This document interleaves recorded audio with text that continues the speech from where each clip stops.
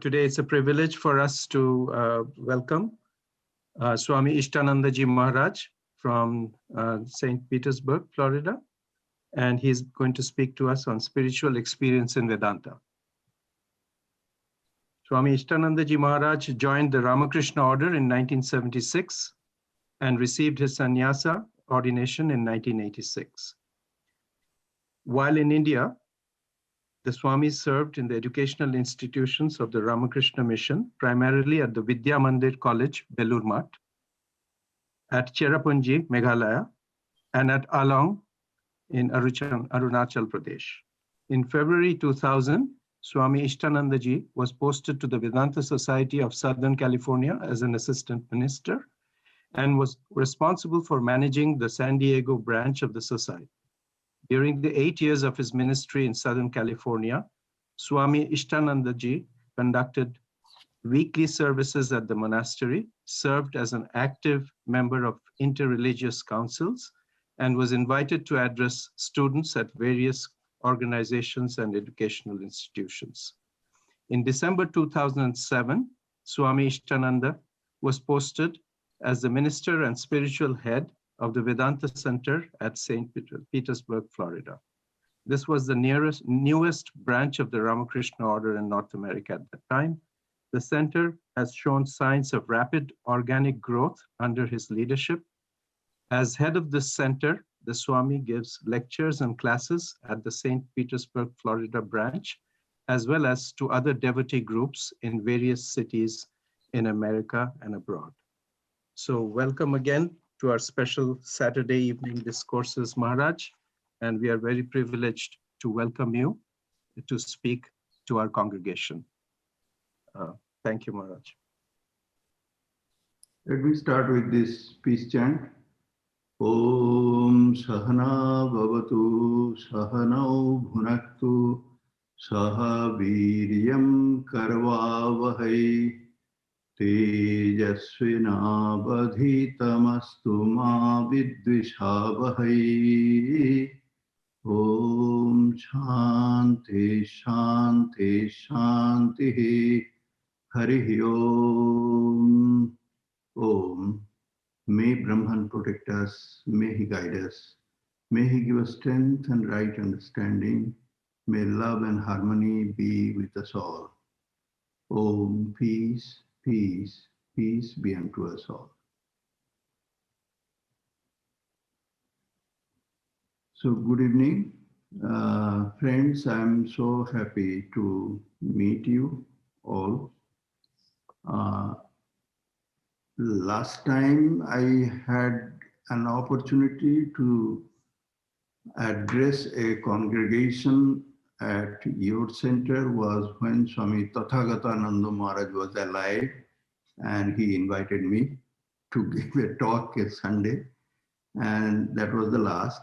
After that, I have visited a couple of times, just visited him while passing by or would be in a nearby centers to see a very revered and senior Swami. And then the service after his passing away. So I am so glad to be able to come back again and see some of you are continuing from that time, I'm sure. So tonight it is a class on this topic, spiritual experience in Vedanta. Let me start with that very wonderful incident that all of us, I'm sure, are aware of. They know everything.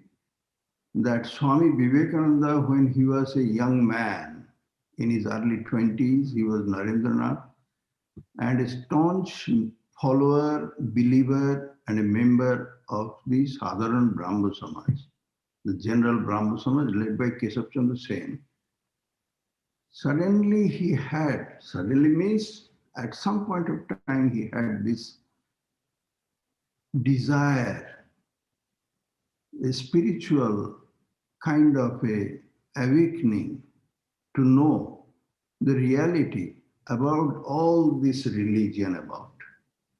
Is it real or it is only about talking? Talking and more talking.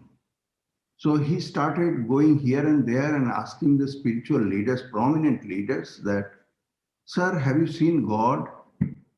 And eventually, after not getting a positive and convincing answer from anywhere, he ended up with meeting Sri Ramakrishna at the Dakshineshwar Kali temple and got a clear-cut, unambiguous answer to that yes, I have seen God. I see God more clearly than I see you. One can see God, not only see, but interact with God, talk to God. And he did not stop there. With an encouraging message to this young mind, he said that you too can see God, just if you follow certain rules. Now, this is a clear line of demarcation that separates the teachings of Vedanta and all the different offshoots that came out from the religion of Vedanta from other major religions. Here is a religion that says, from a very ancient time, the time from the Vedas time, from that period, that the God is accepted as real. God is behind this creation, preservation, and its benign supervision of this entire creation.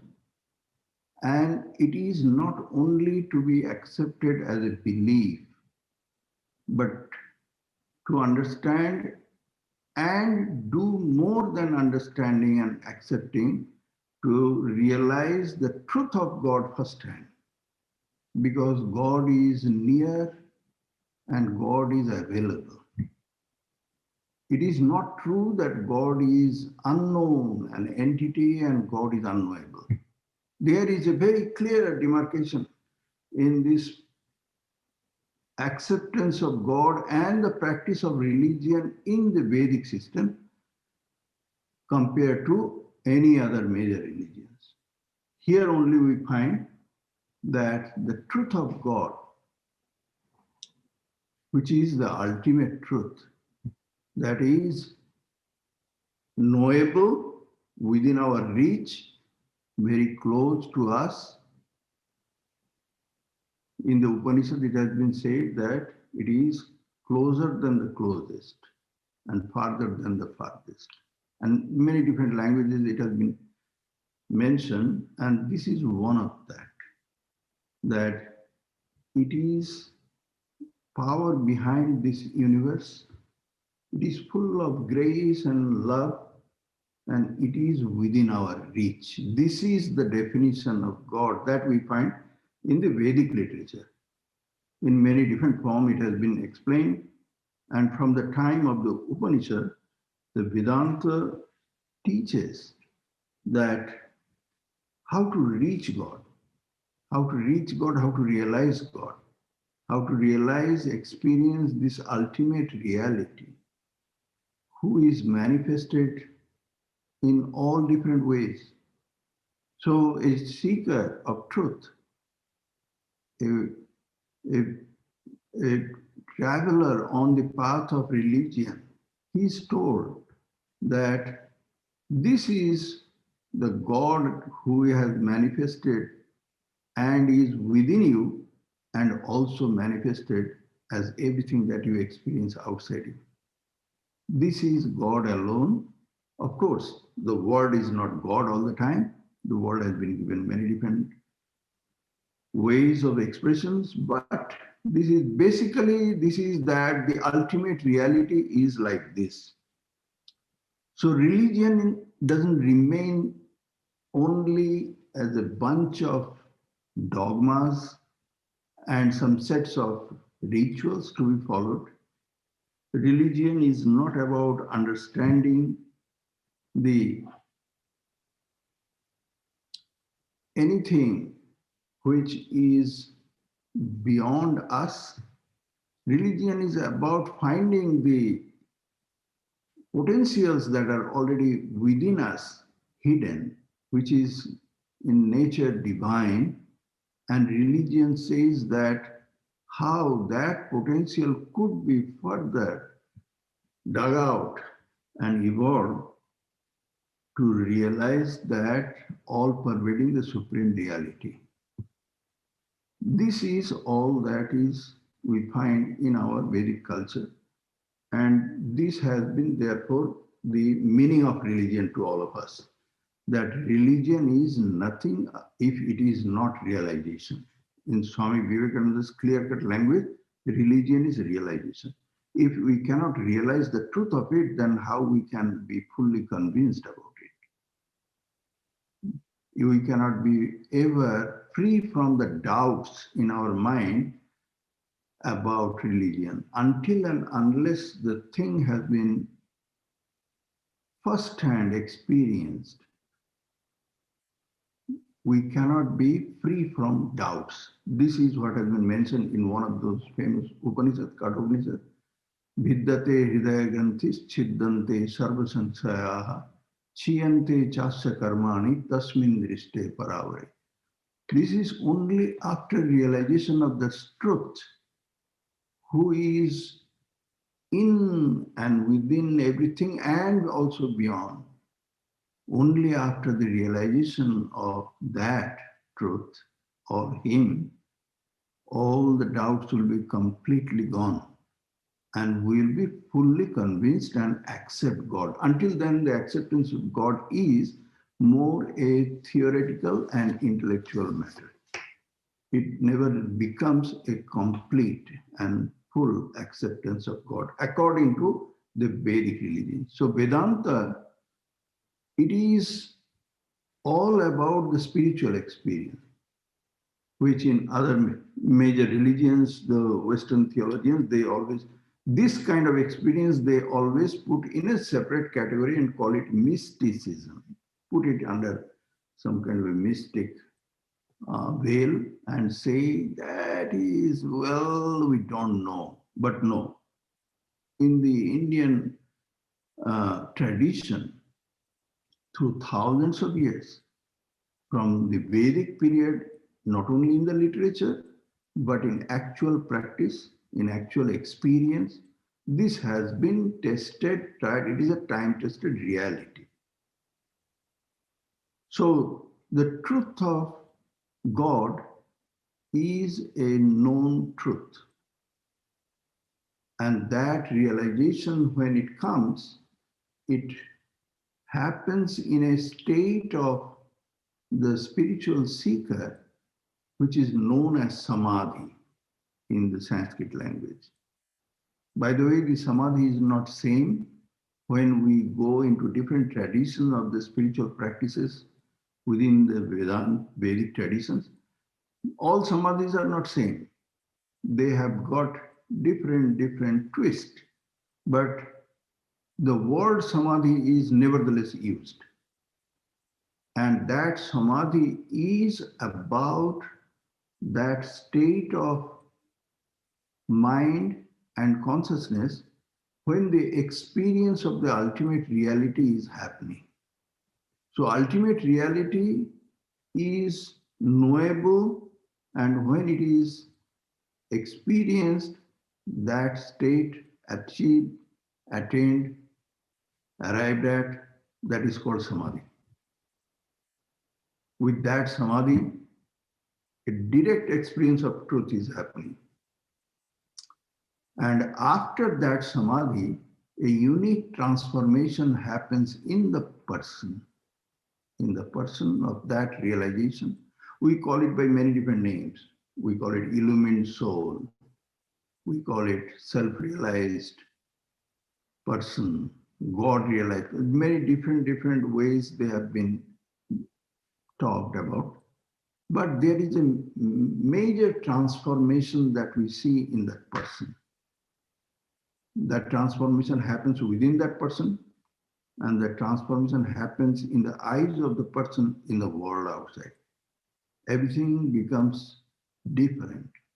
Before realization of that supreme truth, direct experience of the truth, and after.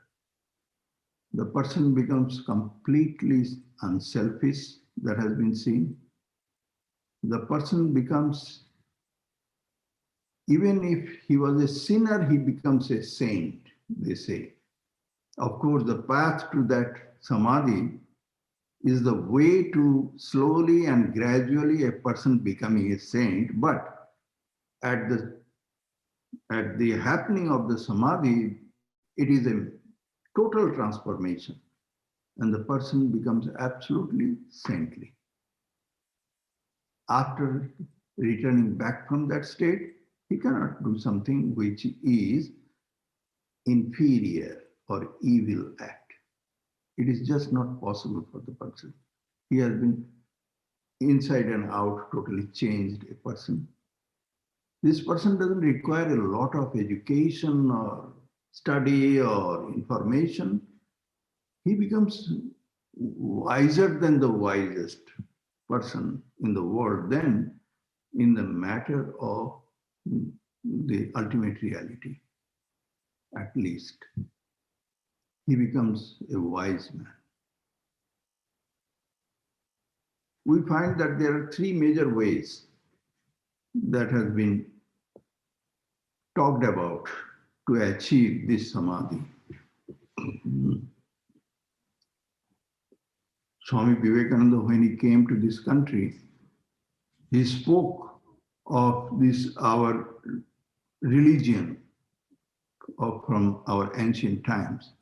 And he said that this religion is teaching how our individual self can join the Supreme Self, all-pervading spirit.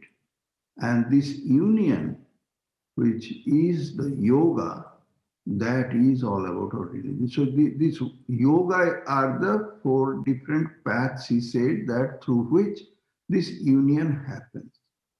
And they are the major methods or paths. Of course, all of you are aware of, these are the jnana and bhakti and karma and Raja Yoga that Swamiji taught. But let us take the three of them, because the karma yoga, purely to do the karma yoga is not so simple and easy. Most of the people, if they practice karma yoga, it becomes a part of either bhakti or jnana. That also has been explained. So let us take up the path of bhakti. Bhakti is about worshipping the personal God, which again we find from a very ancient period of time in Indian religion. They have taught us that this path of devotion, this path is so very suitable for a large number of people, in fact, most of the people, that if it is taken up seriously and walked this path with all whole soul attention paid into that, then eventually the person will be blessed with the vision of God. That the God, the personal God, that the person, the spiritual seeker was worshipping with all his love. So this path, the path of bhakti, this has been tried and tested and success achieved by hundreds and hundreds of people all over the world. But mostly in India, there is a heavy concentration of the success stories in this path of bhakti. In this path of bhakti, if one can love God wholeheartedly, then he will be blessed by his vision at the end. This is what has been taught and again been confirmed by those who have actually succeeded in this path. Very lately, we find from the teachings of Sri Ramakrishna, and everybody gets a thoroughly inspired and charged. That is true. That is true, and that is real, and that could be taken up as one's own chosen path. One has to love God with all his heart's love. The emotion of love that everybody has got within his or her personality as a factor, very important factor, that emotion of love has to be purified and then concentrated and directed towards the object of love, which is the most favored image of God. What is that favored image of God? Because many of those who at least stand outside the fold of the Sanatana Dharma, Hinduism, or the followers of Vedanta, they have got confusion at the least, if not outright difficulty to understand what is this favored image or form and name of God. Because the followers of the path of bhakti in the fold of Vedanta, they are worshipping all sorts of different forms and different names, of course. There are different traditions, different branches of the bhakti tradition. And how could God be so many different kind of forms?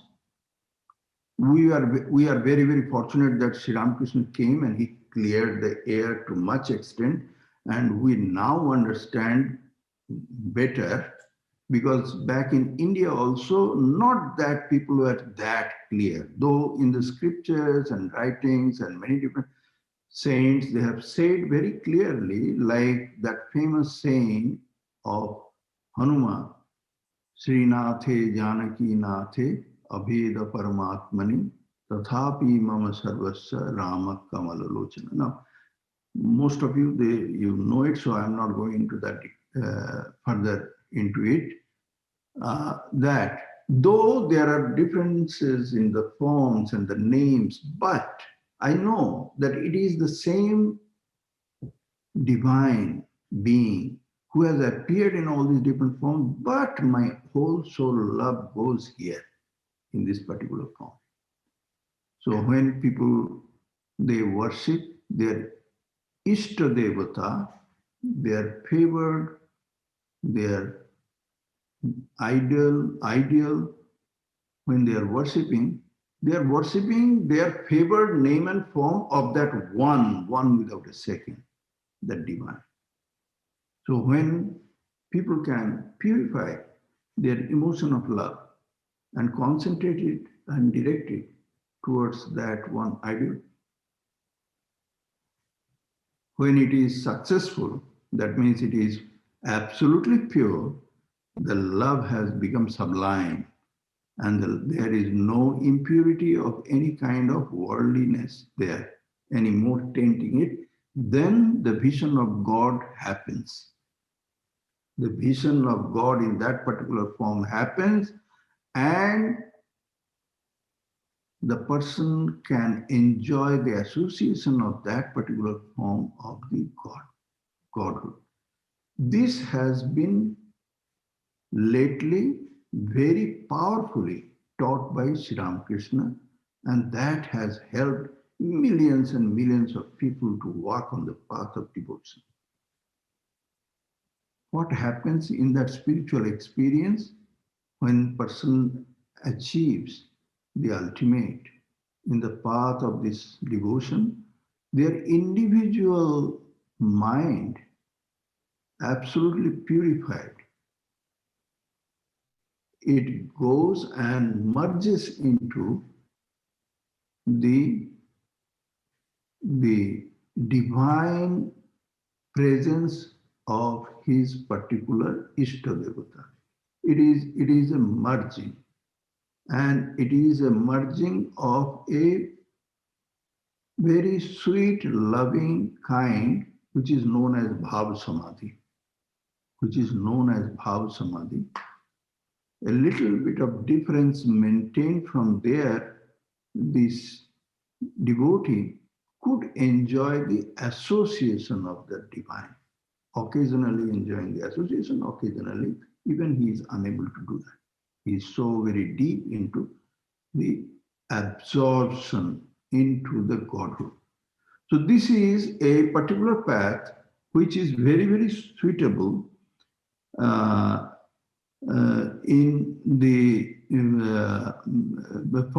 a lot of people who have better developed this faculty of emotion, that faculty of emotion that appears and acts in the form of love.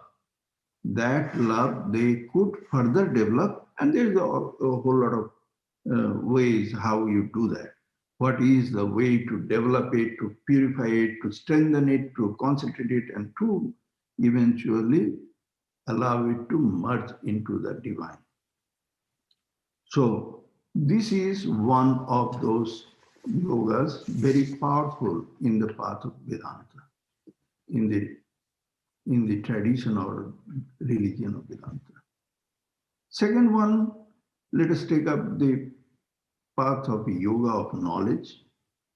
In the yoga of knowledge also, the ultimate is about how we eventually achieve that samadhi. Samadhi is that spiritual experience where it happens. The ultimate spiritual experience is achieved when samadhi is happening. The Upanishad, from a very ancient period of time, they have taught us. Taught us means those who have actually realized this truth, they have articulated their experience. And that truth is that the reality is one without a second. Our way of experiencing it as many, it is an aberration. It is an error. It is unrealistic. It is a wrong vision. Our viewpoint and our understanding, our experience has got some problem. And that is what we get from those seers of the truth in the Upanishad, here and there, many, many different places. They say that this ultimate reality is of the nature of a one limitless pure consciousness. That is the ultimate reality. And what we think ourselves, this identity as this physical body or our mind or senses or our vital forces, any different form of our whatever we think me or mine, this is actually a wrong perception. This perception is not right. And when we shall be able to clear our ignorance, then it will be possible to realize the truth about who I am and see that this is not something standing separately from rest of everything. It becomes one with that supreme reality, which is given a name as Brahman, though it cannot be called by any name, and which has been defined in the form of Satchidananda, the absolute existence, consciousness, and bliss.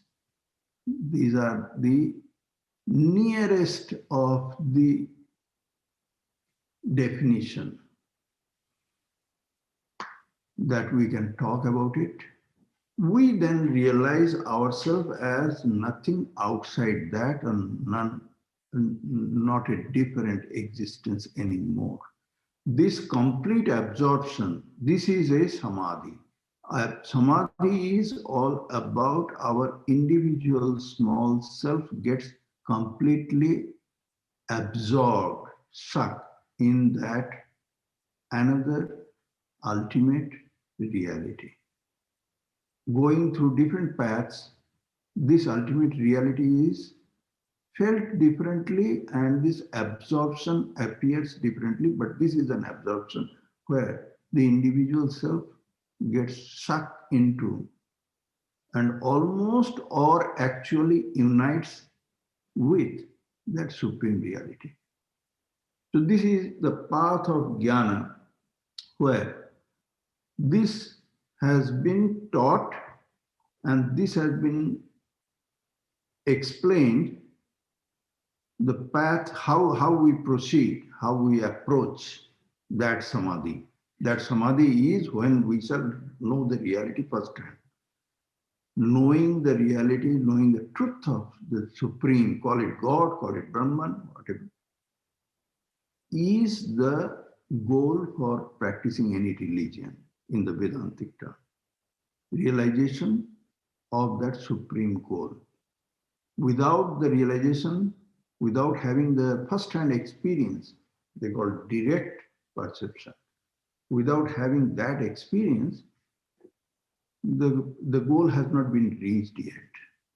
We are still walking on the path of religion. Religion is not about just believing that, okay, there is an ultimate reality, it is called Brahman. Yes, I understand, and therefore I am a jnani. It is not. So, how you go there, how you reach there, the path of jnana says that there is 5 ways of attacking the ignorance within us. This is a kind of impurity that has to be understood and then worked out. There are 4 ways of tackling it. And those 4 ways, they are known as sadhan chatushtay, viveka, vairagya, sama, adi, sat sampatti, and mumukshutva. These 4 factors are there, which are very, very important from day 1 in the path of a jnana yoga. A person who is pursuing the supreme realization of the truth in the path of jnana, he has to go through that, understand the definition of what is real, what is unreal. The real is only that which never would change, which is beginningless and endless, and which is given this name of Brahman. And anything that is changeful in nature, anything that has got a beginning and an end, and in between all the different phases that it undergoes, that is unreal, and that has to be once understood to be dropped and removed from our acceptance. We cannot so easily drop things from our consciousness and our feel and our experiences and all this. It is not that simple and easy, but intellectually not to accept that to be real and intellectually to fully, thoroughly analyze between real and unreal, separate them. This is a path of intellectual excellence. A person who is deeply intellectually evolved, a person who can live a life of absolute ethical and moral principles, a person who is not so easily to be swayed emotionally, for such a person, the path of Jnana Yoga might be very suitable. After having step by step, having lessons from the lowest level to the superior, to the finer, to the really, really intricate lessons of how to analyze the things within us and outside and separate real from unreal. This is a lesson, unending lesson. goes. And a person who is bent in the rational thinking of mind, a person can try that. But one has to be so strong in mind and free from all sorts of emotional weaknesses. The emotion is known there as weakness. In the path of bhakti, where the emotion is supreme, the emotion of love, that has to be developed, purified and concentrated. And the sublime emotion of that love 100% then offered at the feet of the Lord. That is the path of bhakti. In the path of jnana, absolutely free from all emotion, a person has to try to become. Why? Because otherwise you cannot practice renunciation. The second factor, the vairagya. Whatever you have decided and found out through your rational understanding analytically and the lessons you have learned from your teachers, real, unreal, drop the unreal, however it was close to your heart. That requires a very, very strong level of mind and free from all emotion. And of course, then after that, there's so many practices.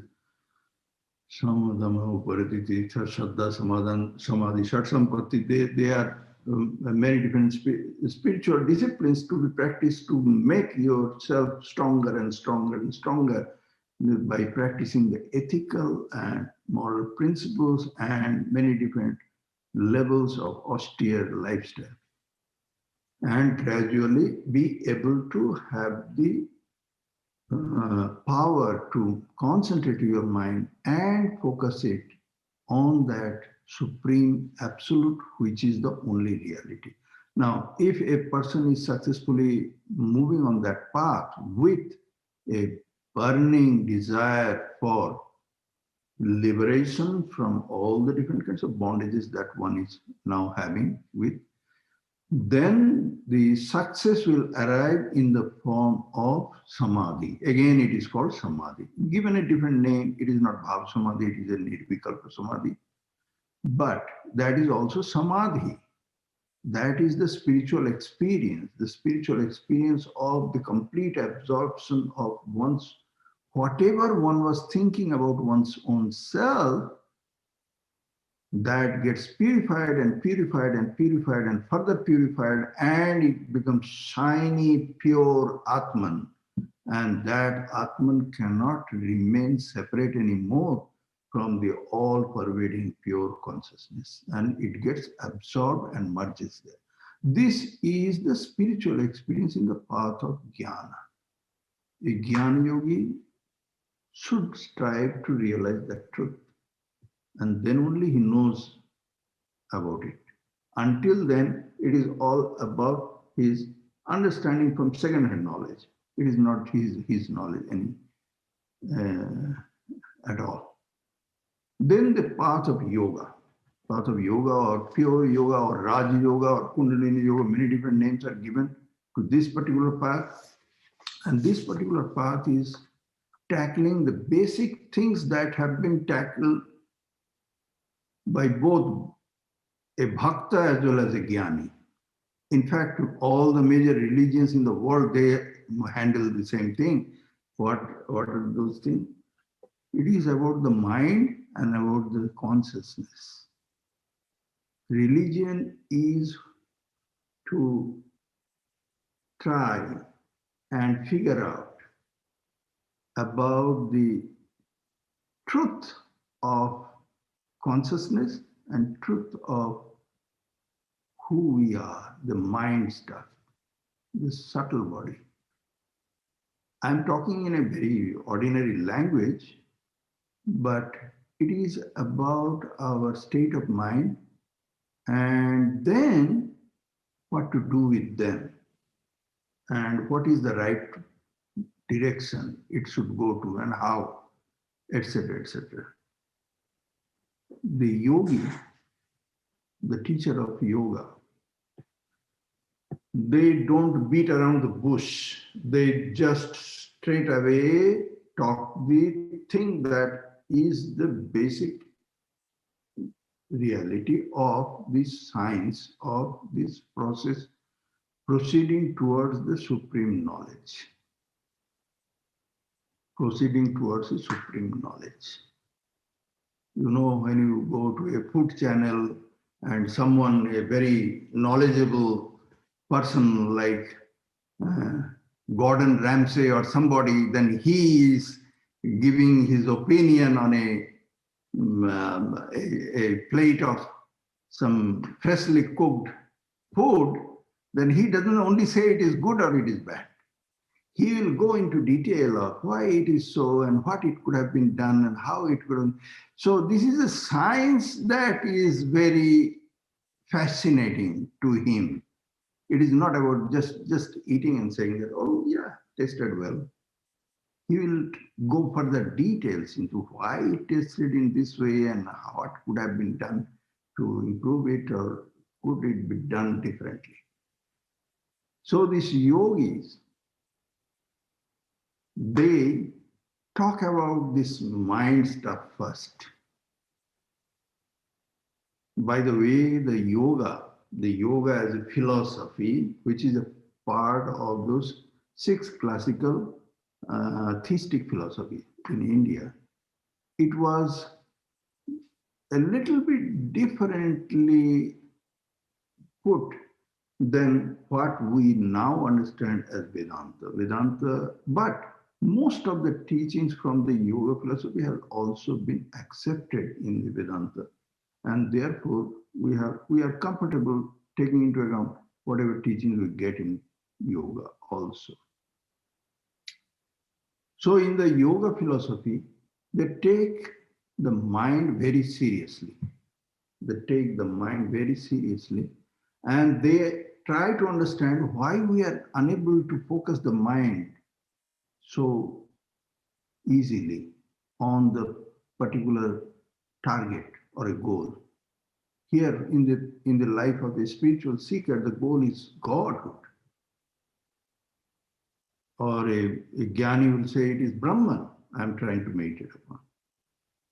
So a yogi would say that what is the why the mind is so restless, and he will start from there, and he will start from there that the mind is taking many different modifications of the mind, and how to therefore to talk about controlling the mind, he will think, okay, how I can stop the modifications of the mind. Mind is taking many different kinds of forms all the time, and mind is very restless. Then he goes further backwardly, and why mind is so restless and why it is taking so many modifications. And that way he goes. He is not taking the help of an image of a divine figure that we love, or thinking of the one without a second pure consciousness. He is tackling the mind at its very basic level. And then from there going step by step, and I am sure that all of you have studied time and again this Ashtanga yoga, 8 limbs of yoga and all these things. The 5 first limbs are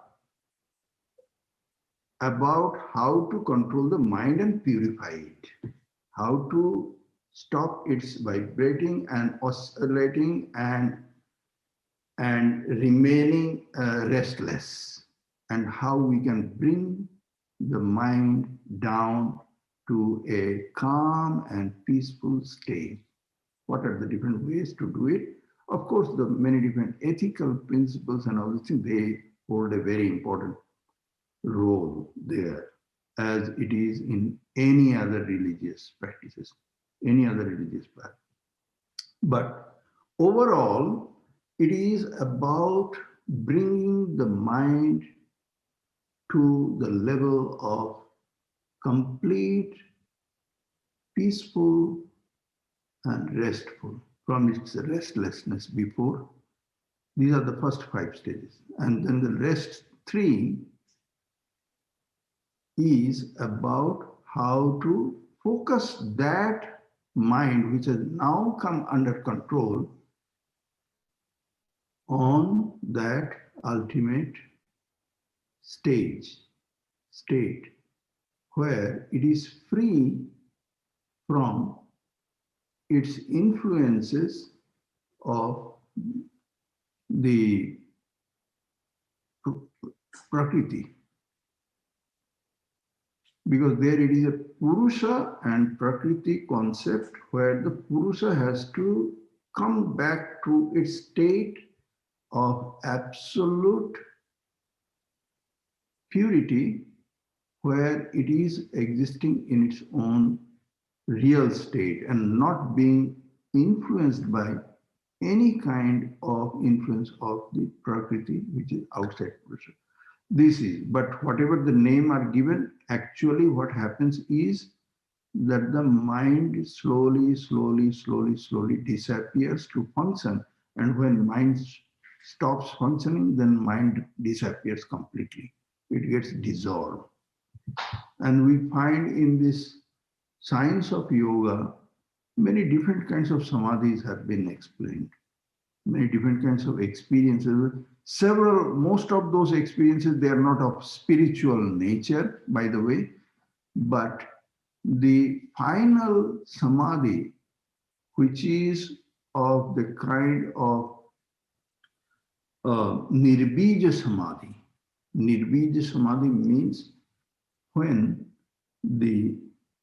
even the latent impressions within the mind of the slightest type or kind is completely washed and cleaned out. So there is no impression left in the mind.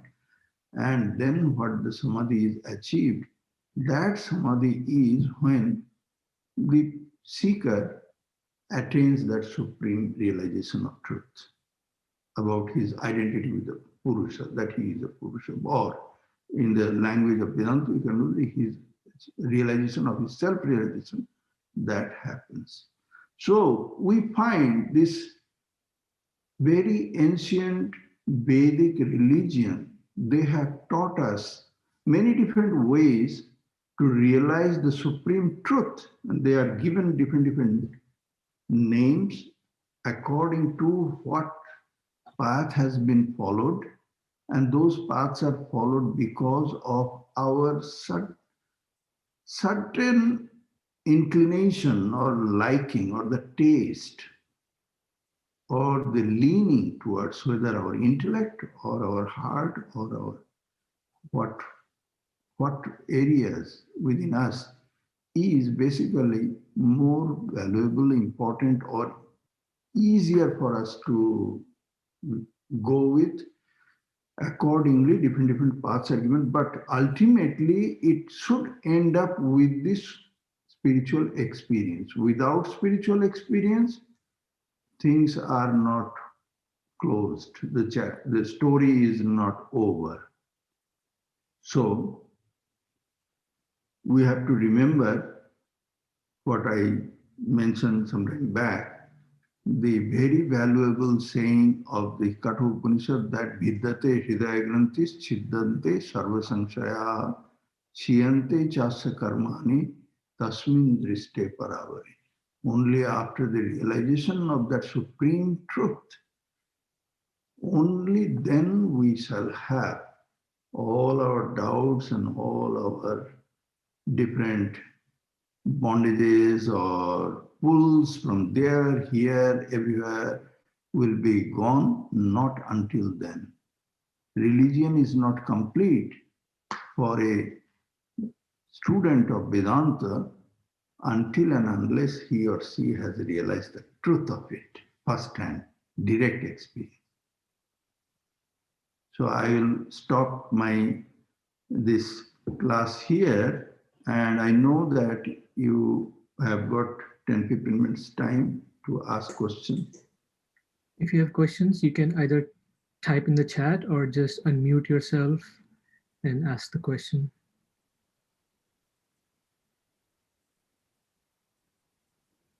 All right, if I may ask a question. Who is asking? I'm Prakhyat.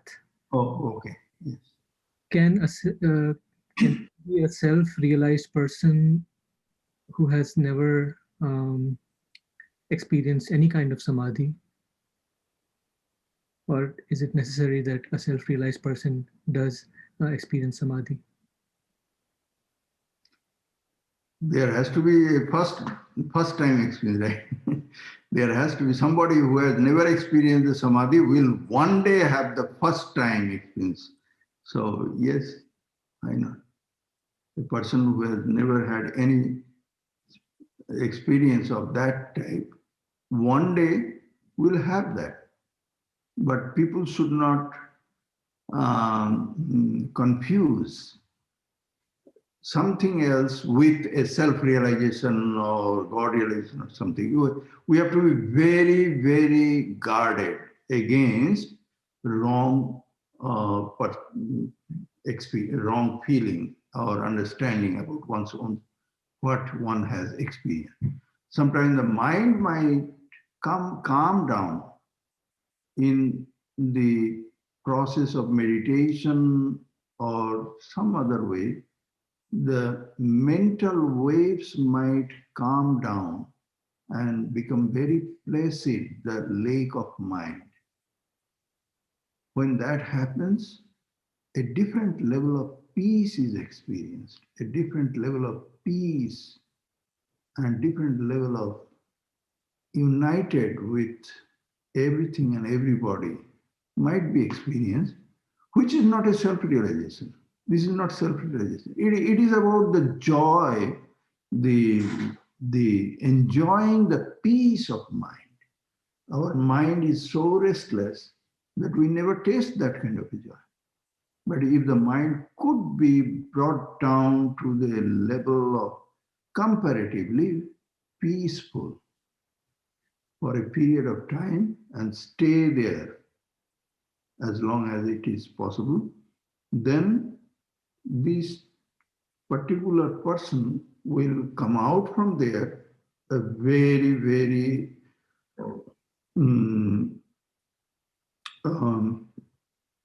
full of mental energy and brightness and a peace in the heart. So, but that should not be considered, oh, then I had a self-realization there. It is not. What makes a spiritual experience a self-realization and what it is not, then that has to be clearly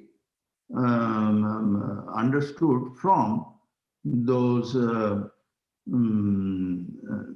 chapters in Bhagavad Gita like Sthita Praggasya Ka Bhasa Samadhistasya Kesava Sitadi Kim Pravaseta Kimaseta Brajeta Kim, where it has been further detailed into explanation. And if you go into the Shankaracharya's further bhashya into that, commentary on that, then we have got a picture of that after the realization of that supreme knowledge of self-knowledge, what that person will become like. As I mentioned in my talk in the very beginning, that this samadhi is a transformational. The person doesn't remain the same person. After the self-realization, the person is a different person. Thank you, Maharaj. May I ask a question? Yes, sure. Yes. It seems to me that although one won't have 100% faith without realization, still one must have a very high degree of faith in order to have intense, say, in the path of bhakti. In order to have very intense love, you must have a pretty strong faith that there is something there to love. Like Ramakrishna's example of the thief who knows there's gold in the next room. The thief knows there's gold, or he's absolutely convinced.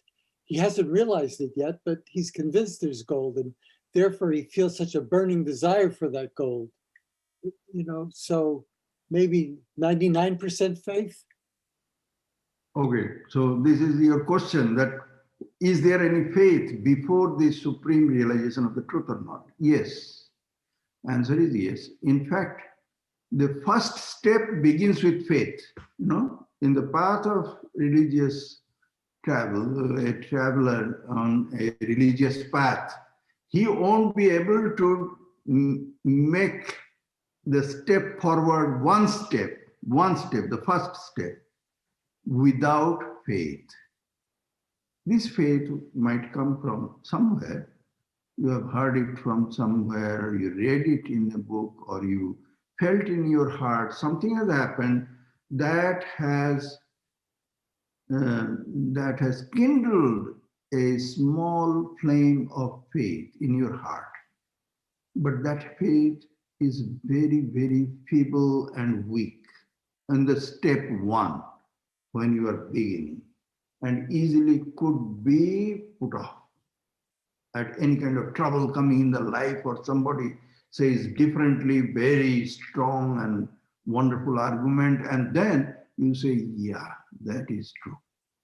It is changeful. Our believing and our faith is not absolute and never to be retreating from there ever again will happen only after realization of the supreme truth. Until then, there is faith. There is faith. Faith in the step one, faith in the middle. As you grow further in your spiritual life, faith becomes stronger and deeper love for God. It will happen, no doubt. But what this Kathopanishad mentions here, it is about that faith is the end of the story. So the whole path begins with a faith, ends with that faith.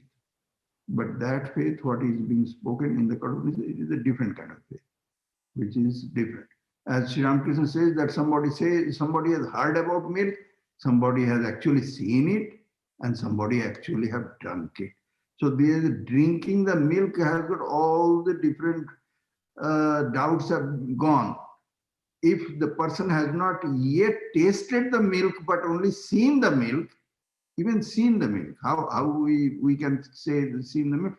Suppose you have seen a very holy man, he is a man of illumination. Suppose you have seen, your love for God or your faith in God will be 100-fold increased.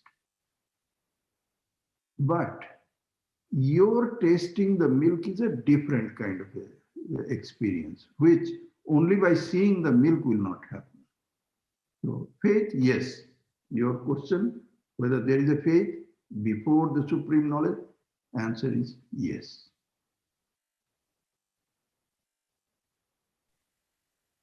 I think all the questions have been solved. A question in the chat from Pradeep Bose.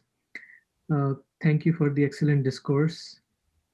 You did not discuss the path of Nishkam Karma Yoga, but said that it was a very difficult path. But in principle, can Karma Yoga alone lead to self-realization, or is it just a preliminary purification step before one of the other yogas needs to be practiced? No, I did not say that the path of Nishkam Karma or selfless work is a very difficult path. I did not say. I said that this is hard to actually practice as a purely path of selfless service. Whenever people enter into some kind of a unselfish service activity, deep in the person's mind is either devotion or jnana. This has been found out, and we find in the teachings of Swami Vivekananda also. And he mentioned, and I believe most of you will agree when Swamiji says something, that he mentioned that in the history of religion only he had found Buddha, Lord Buddha, as a pure karma yogi who did not go for a devotion of a god, and that's why he is engaged in serving people, or after jnana, that it is my Atman there also and therefore I am serving. It is not like that. It is purely out of compassion. His mercy, his kindness is flowing from his heart, and he inspired his followers to engage themselves is serving people. Forget about, is it my love of God that is inspiring me, or is it my offering to God? No, forget about it. Just see people need your help and support and do that. This pure karma yoga is, it is not so easy to be seen. Pure karma yoga. So that is what I say, that walking on the path. Most of the people, they live a devotee, and then they do their service as an act of devotion, as an act of devotion. A jnani also can do that, do some service, and that will be very, very unselfish. But there, you ask him that you did this service, so thank you very much. We appreciate, and he looks back, he says, oh, who did what service? He says, what? What are you talking about? I don't know. Like that, because he's a jnani. He says, well, I don't understand what you are saying. So, a karma yoga, just out of compassion, purely, and stopping there, is not so easy to be seen. Yeah, everybody should have a part of their spiritual practice in that field. Service. Sri Ramakrishna says, when you are living in your householder's life, treat everyone as the Lord, and then work for them, serve them as if you are serving the Lord. So that is the path of bhakti. You are worshipping the Lord, and you are working wholeheartedly, very efficiently and lovingly, trying to do for everybody whatever is necessary. But basically, you are worshipping your Lord. This is what we learn from Sri Ramakrishna's teaching. And so the karma yoga, as we think it is actually a bhakti yoga. It is a bhakti. That is how it is working. Thank you, Maharaj. So let me do the closing prayer. Om asato ma sadgamaya tamaso ma jyotirgamaya mrityorma amritam gamaya. Om shanti shanti shanti. Hari Om Tat Sat. Sri Ramakrishna Arpanamastu. Thank you so much, Maharaj. Swami Sarvapriyananda ji, do you want to say a few words? No, I just want to offer pranams to Maharaj. And as Maharaj said, he had physically come here earlier, so we are expecting his visit once the pandemic subsides and we can host Maharaj. Right. We would be very grateful if Maharaj will come on some occasion. Very good. Thank you.